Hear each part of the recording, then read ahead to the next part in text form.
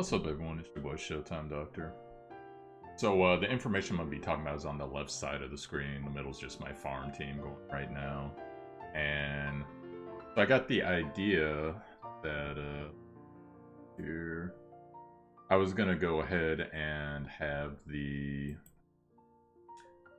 basically the list that was going to be coming out and start going over all those heroes and all those arcs that are coming so that you guys can be prepared, kind of studied up without having to study yourselves, just to see what's coming and what's not. So we'll get to that in a bit here.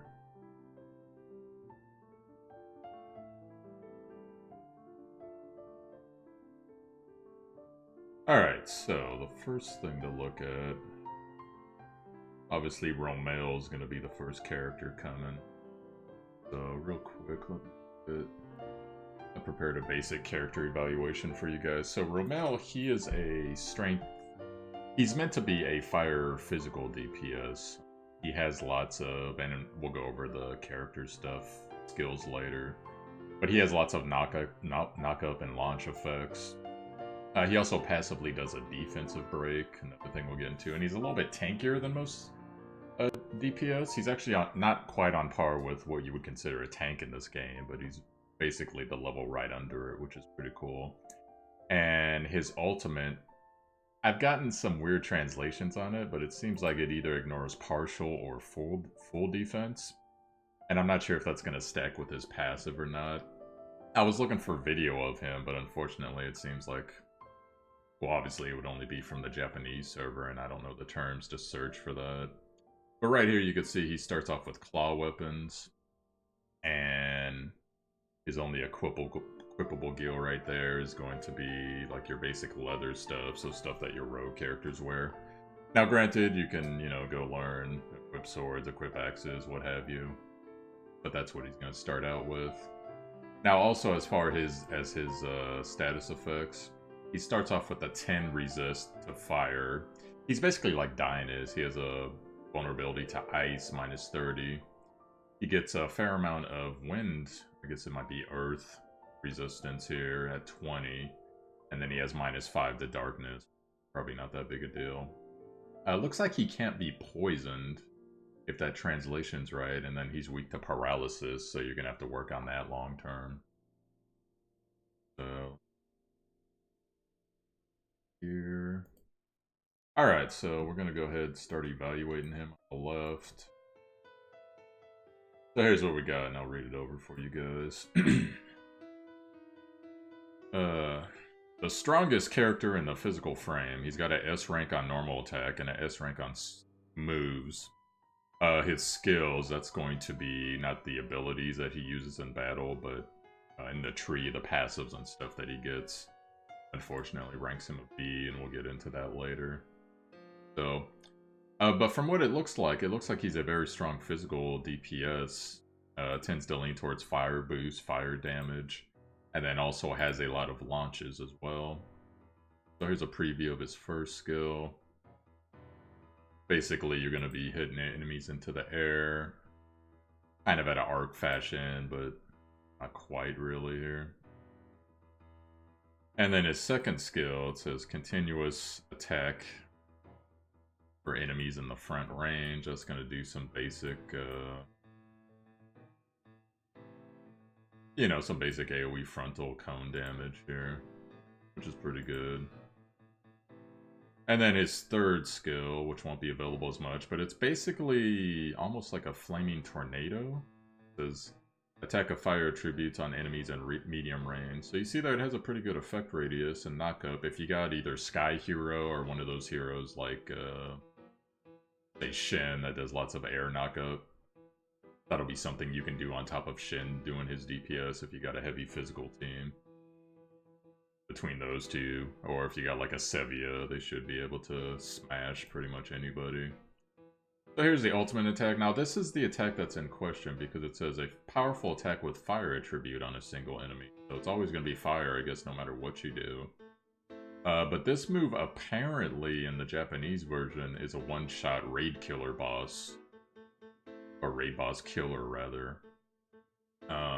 Clearly if they're vulnerable to fire, it's even better, but supposedly with his defensive pierce, that's what this skill can do. Now, I've read it a couple different ways, so I'm not 1000% sure on if it's just his normal defense penetration, or if this move itself has it as well, though it doesn't seem like it has any type of defensive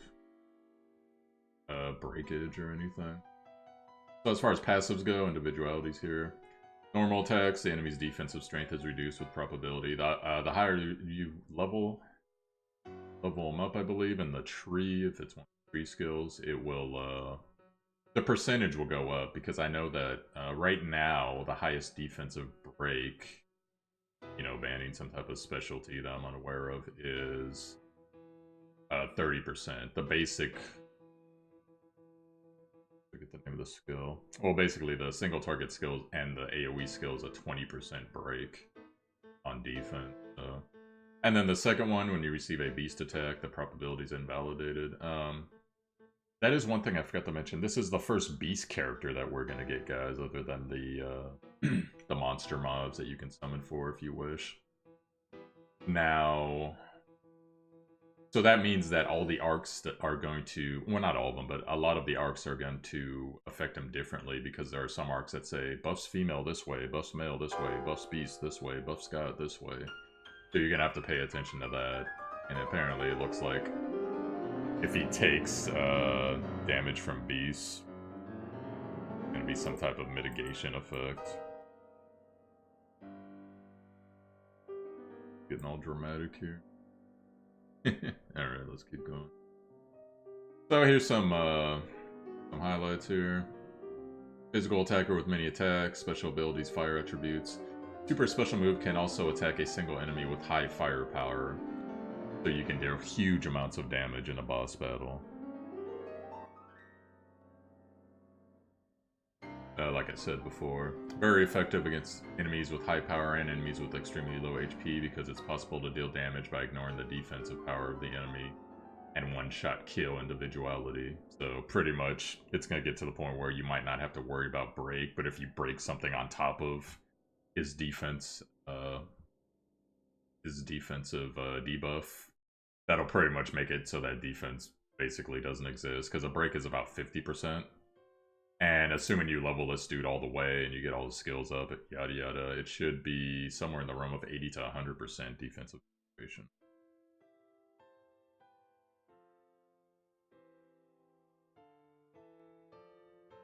Alright, let's see here. All techniques have a launch effect. We kind of went over that earlier. So you can play the role of protecting allies or in the front and doing damage at the same time. And then we get some comments here from some players who play on the Japanese server. He leveled it to 80, it's strong. In addition to launching sky high, added probability of aiming and unexpected strike effects. So these are rough translations, guys, so I'll try my best to translate it here for you. Let's see here. It also causes damage, comfortably leveled. That gets rid of defense. Defense debuff. Executes it frequently. Even in the current state of the magic. Basically, magic being the dominant force in PvE right now. You can play an active part. Basically, you could do lots of good damage and be in a group and be just fine as the main physical DPSer. And he's questioning whether the 7.0 rating of this character was properly, I believe, since then raised up. That might just be the site's evaluation. Because he actually has a rating of those 8.5 there. So 8.5, that puts him on par with, according to that tier system, like Shen. So as we know, Shen's arguably, him and Sevilla are top tier physical deeps right now, and then Robin's close behind. So get there, and then but this guy, he comments here, he says that okay, in regular battle in the future, if there is a fire attribute we point on a, basically a raid or a big quest, like hidden boss mob, this will be a super strong character to use, but only if it's a fire specialization. And then he says it's inferior to other units due to narrow range, devotion, and attribute specialization. So that is another thing we're going to get into here. So here's your basic stats. You get them to level 100. These are the base stats you could play around with once you start adding your arc abilities. All that. And let's see. Here's some free stuff we went through. This is grade materials necessary. And then these are the recommended arcs. Now this should all be pretty old hat for you guys that have built physical DPS. This is aim vitals, so 30% additional crit damage. Fast critical, that means that he's going to start with... and this is, I believe this is an arc that isn't out yet but for us, but it's out for their servers. Fast critical, that's basically critical aura, so his critical is going to increase. I believe it's 15 level. Alright, I honestly have no idea. I'm sure it's great. Pirate Party, super good. Breaker, of course you want Breaker. You guys have Pirate Ship, know all that. Fast Brave, that's the extra 20% attack. Attack up max. If that's 12 or 15. That's basically the passive attack boost. And let's see here.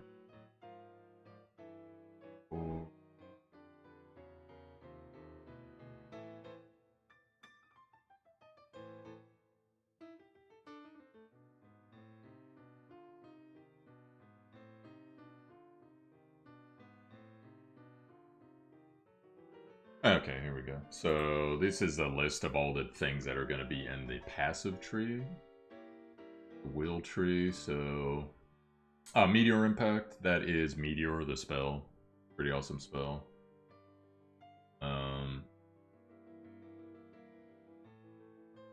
Wait, no. This is abilities. So we already showed you all the abilities. But this is the basics of upgrading all the abilities. Individuality, that's the passive, so skill list is... Okay, so skill list, so these are the skills, as you can see, play into your skills you equip on your character. So strength goes up when drowning. Whenever you say when drowning, that means that HP is low. So it's basically the strength up when HP is low. Deals bonus damage to dragons. That's a good thing, especially if you're hanging out farming Blaze Gardens. Good times there. Dragon Slayer, even better. Glory Pose, now this is an interesting one. His skill cooldown recovers slightly when the enemy is attacked. I'm not sure, I don't have every physical character in the game, so I'm not sure if this is on other physical characters, but that's actually pretty good if, Now granted, it's not going to happen all the time. I think it's chance on hit, but still, if you're getting skill cooldown from hitting enemies, pretty freaking good. I wish I could get something like that for, like, Sevilla or something. Well, I could get Sevilla in the first place, but... You know, if I had a character like that. And then let's see here. Pyron.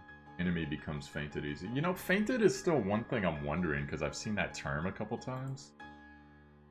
Fainted...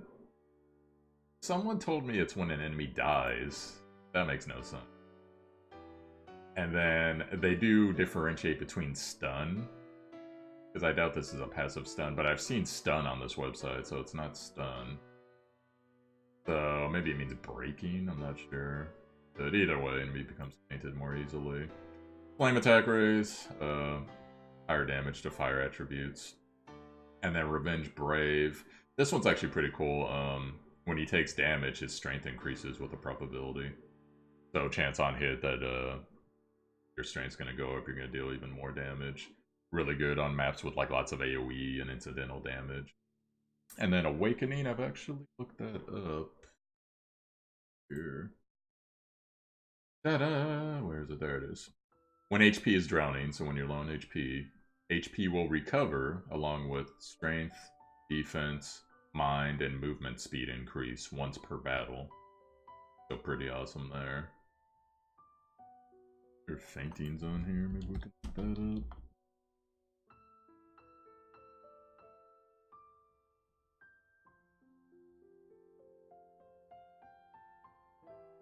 Apparently some page, but oh, there it is. Enemies are likely to faint. Which I knew what the hell that meant. Yeah, apparently it's on pirate ship.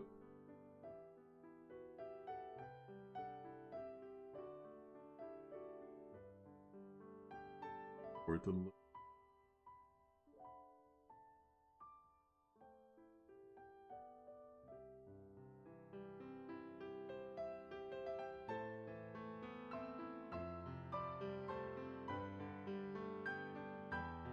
Oh. That's an arc we don't have yet. Oh, no, no, no. I think this is... Yeah, we're gonna get to this later. I'm also gonna go over the arc that's gonna be on the banner too, guys. Be looking forward to that. So, anyways, got the basics of it. And he also gets magic on his tree, so Burn Strike, that's your basic minimum AoE fire spell. High fire power feat with quick maneuvers and flame attributes. Oh, my bad. Oh, really? Is that the only?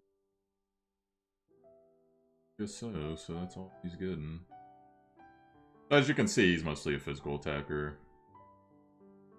I got some viability versus dragons, as well as anything, especially plants that are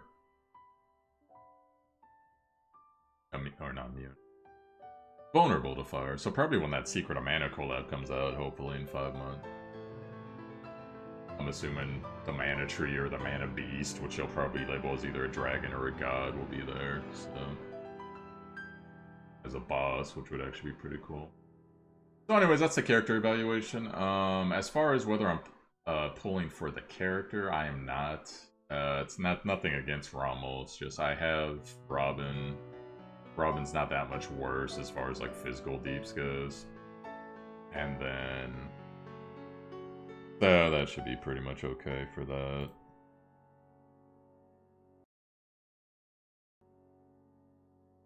Alright, so let's get to the arc that comes with him. Now this arc, I forget what it's called, it's like last...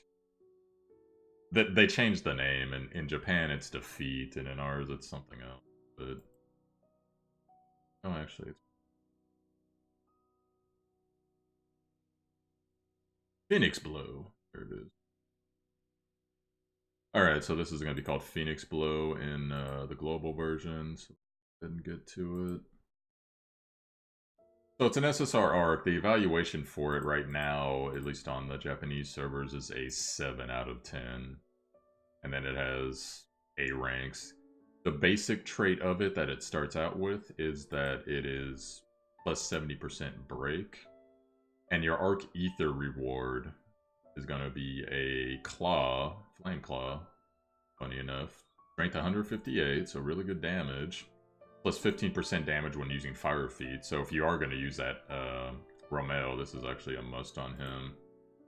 Just because of the not only the high strength, but the bonus damage using fire feats. That'll make him a beast against anti-fire stuff. Now, as far as skills that it gets, you get Meteor right off early, which is actually pretty good, because most arcs that I've seen, you can't get that till at least rank 4 or 5, I believe. So getting it a first level is actually pretty crazy. Fast Brave at level 2, that's another thing. Fast Brave will give you 20% more attack damage, really good on your melee. Giga Nemesis, that's the AoE defense down, so getting that on a 3. You can actually get that right around like a 3 or 4 on some other arcs, so that's not that big a deal. Resist Darkness, so pretty much you're not going to get blinded, what that means. Flame High Boost, that just means you're going to deal more damage with Flame Magic. And then Awakening, we just went over earlier. But basically, if you get low HP, you get a stat buff along with a little bit of healing. Now, as the arc levels up, you see here, at level 4, it actually gets, or excuse me, level 3, it gets an additional super special move gauge, plus 10% charge rate. Pretty awesome. And then eventually, once you get it to level 7, you get something else, special skill damage plus 20%. So this is probably the arc that Romel's mostly going to be run with. Now, granted, you know, most people like to do either Pirate Ship or Sky Ship, which, of course, if you got it for certain reasons, you want your team to have the cooldowns faster, and it's a team thing, that's great. But if you're going for, like, the one-hit kill build that I described earlier with Romel, then this is going to be the arc for you. You can see here, that went over what I went over here. You can master all the flame magic from the beginning. His performance, or excuse me, this arc's performance, compatible with physical characters. So, it has very high base HP and strength for an arc as far as the passives go, and then the break value, of course, is there's another arc with a really good break. I believe it's Flaming Hero. Actually, it has higher break, I believe. But you know, in general, if you're doing the one hit, you can equip this, and you can equip Flaming Hero to your other physical deeps, and probably fast break stuff, get Archangel Smile on someone else, and just go crazy spamming their skills to kill something. That'd be pretty good. Now, this is a red arc, guys, so this is going to be all red. Not one of those arcs that turns into red later, like what seems to be the majority of arcs in the game. And yeah, that's pretty much it for evaluation of this arc. Got some comments here. Super special moves seem to increase with probability when destroying an enemy. So I don't know if that's going to be a hidden function, because some of the arcs do have hidden functions, like the Angel Smile hidden functions actually amping skill cooldown recovery. Pretty funny. They didn't mention that at the beginning. And then this guy says, I don't need breaks in super kill or super kills because it's all done with magic. So that seems to be the highest comment. Which, granted, there definitely is some crazy magic going. Then break up 100 up when the enemy is defeated. Ultra Deadly Gouge plus 10%. Beats damage plus 25%. Do not know why this is so low rated, if it's really meant to have on such a character, so... I think the reason that it's lower rated than other arcs, though, the main reason is just the status of physical DPS versus magic DPS, with magic DPS just going crazy at the beginning. I have heard, though, from people who play on the Japanese server that eventually they start putting stuff into the game where you can't just magic one-shot or 100% to 0% it. You do need to have some physical things going on with some of the bosses and events and stuff that are coming out later, so it is good to, you know, get your magic team up now, but it is good to have some physical teams going in the future here pretty quickly. And there is also another, we could look at it, there's another SR arc that's going to come out. I'm guessing anyone who's going to pull on this banner, you're probably going to get this SR arc just because Aldana Coliseum, the name. Just because when you do a 10 pull, you're guaranteed an SR, so your probability of getting an SR is pretty good.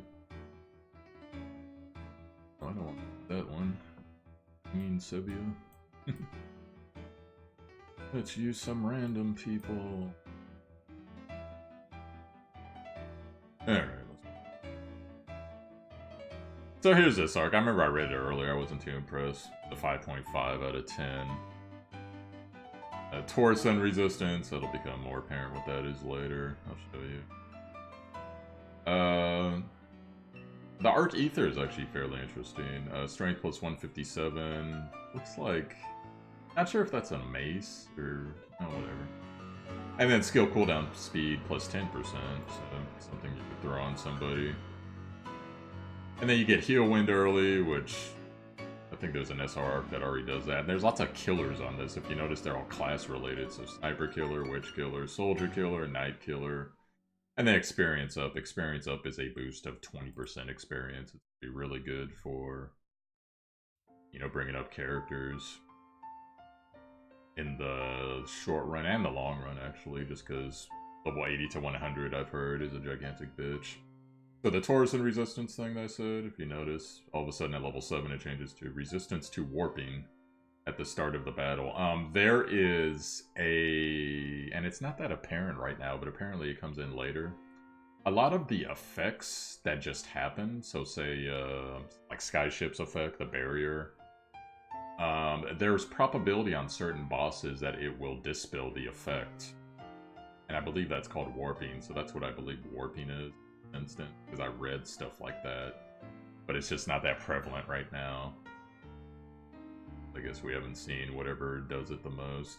But yeah, there are effects that will dispel some of the effects of your, the passive effects rather, of your arc, so that's something to keep in mind.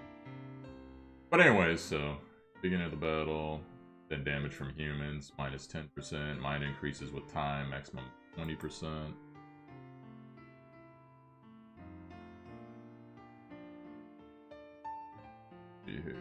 Mine increases with time is added. Combat with powerful bosses is often prolonged. There are many bosses that use powerful magic at the same time, so Ardana Arena. Reduce magic damage due to rising mind. Yeah, not only is that for healing, but it basically gives you more magical defense. So it's a blue arc. Typical blue arc here. It's cool, but like, if you get it, you know. Those killers would definitely help. In the long run for your especially your physical team. But, you know, other than that, in my opinion, it's nothing to, like, pine for, because you're gonna get it eventually anyways. We got SR-only tickets, we got all types of stuff, so... Anyhow, that is pretty much it, guys, for this. Romel, for me, it's a pass. If I get him, that's great, but I'm not gonna hard pull on the banner. I'm actually a little more interested in the arc than I am Romel. But... you know, considering they go hand in hand, it's kind of weird to like one and not the other. The SR arc is whatever. I'll get it eventually. That's one thing. And that's pretty much it for this video, guys. I hope this helps you out. Looking forward to what's coming up. I'm going to be releasing a couple of these, or one of these, probably every couple days, based on the characters that are coming. So I'll go down the line as far as which characters are coming when. So next up, I think it's Dark Melza.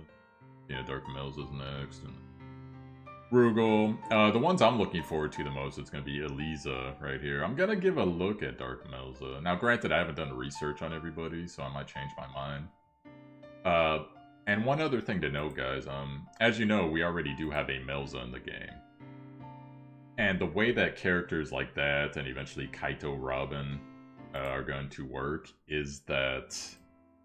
any arc skill that you teach the base character, so Melza, Robin, what have you, there's other characters later, that character is going to have all those arc skills if you manage to pull their alternate version. Not their passive skills, but their arc skills. So that's why you see me working on, even though I like Princess and she's a real good unit, because the one I'm super jazzed for on the first limited banner is Swimsuit Leela. She looks like she's like top tier caster right now on the Japanese server, along with Lisa and Dying, I believe it is. That's the one I'm really jazzed about, but I'm passively interested in Dark Melza, Lisa, of course, and then Kaito Robin, just from what I've heard by the buzz.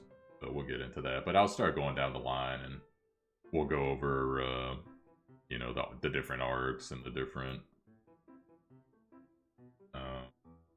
characters as well. So be looking forward to all that, guys. And man, there's a lot of farming to do in this game. So hope you guys have a wonderful day, and I'll catch you later on. Oh, I guess I should promo myself. Yo, I have a Twitch, because everyone keeps telling me I didn't know you had a Twitch. Hey, I have a Twitch. So I have a Twitch. It's in the title info below the video. I also have a Discord. You can come in.